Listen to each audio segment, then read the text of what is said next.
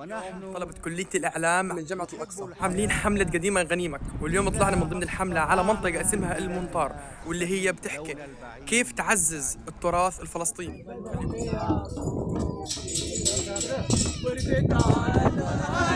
مزين بالكوفية هي هي شعبك نادى بأعلى المنابر والرايات لوحي يما لوحي وعلي راياتك علي علي راياتك علي أصفر يا أبو الكوفية هي هي وين حرام الله وين حرام الله نكتب على الحصيري وإن كان ما في حبر بدموع عنايا يا طول يا عين عيني للجبل يا مول لمنقذين النار بيني لليمن يا مار عيني للهنا يا روح ما بدي منك للكم.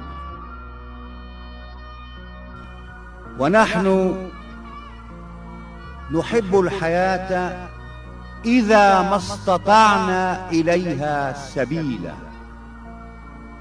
ونرقص بين شهيدين، نرفع مئذنة للبنفسج بينهما أو نخيلا. نحب الحياة إذا ما استطعنا إليها سبيلا، ونسرق من دودة القز خيطا لنبني سماء لنا ونسيج هذا الرحيل، ونفتح باب الحديقة كي يخرج الياسمين إلى الطرقات نهارا جميلا. نحب الحياة إذا ما استطعنا إليها سبيلا. وسلم سلم عبلادي تربة بي وجدادي. تلة المنطار أعلى تلة في قطاع غزة وأعلى من شاطئ البحر 90 متر، وصار حروب كثير فيه يعني. بعدين إيه مواسم يعني عدة مواسم. كمان